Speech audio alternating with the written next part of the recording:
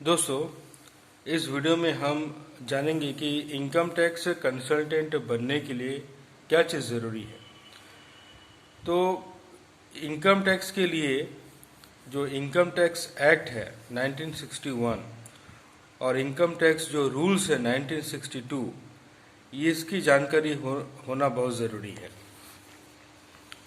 अब income tax के अंदर में हम लोग इनकम के ऊपर में टैक्स लगाते हैं। ठीक है दोस्तों, तो इनकम जो होता है वो इनकम टैक्स एक्ट के अंतर्गत 5 हेड में बांट दिया गया है। Income from salary, income from house property, income from capital gains, income from business and profession और इनकम फ्रॉम अदर सोर्सेस। जो जितने भी तरीके की इनकम होती है वो सारी इनकम को इस बेसिक हेड में ही क्लासिफाई किया जाता है। और ये चीज़ भी जानने की बहुत ज़रूरी है कि इनकम टैक्स जो रिटर्न होता है वो सेल्फ असेसमेंट होता है। सेल्फ असेसमेंट का मतलब होता है कि जो एसएससी है जिसकी इनकम के ऊपर में टैक्स निकाला जा रहा है वो अपना रिटर्न खुद प्रिपेयर करके भरे। तो इससे क्या समझ में आता है?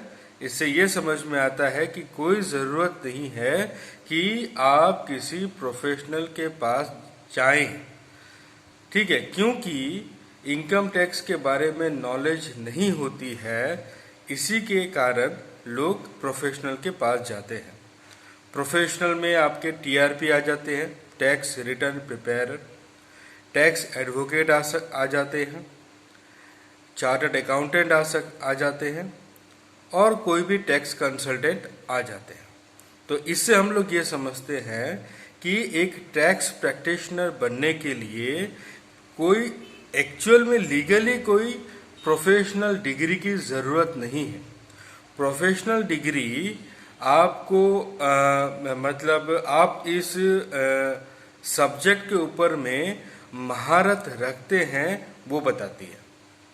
तो अगर आप खुद को बिना किसी कोर्स किए अगर इस सब्जेक्ट के अंदर अपने आप को निपुण बना लेते हैं, एक्सपर्ट बना लेते हैं, तो आप भी किसी और का रिटर्न फाइल कर सकते हैं।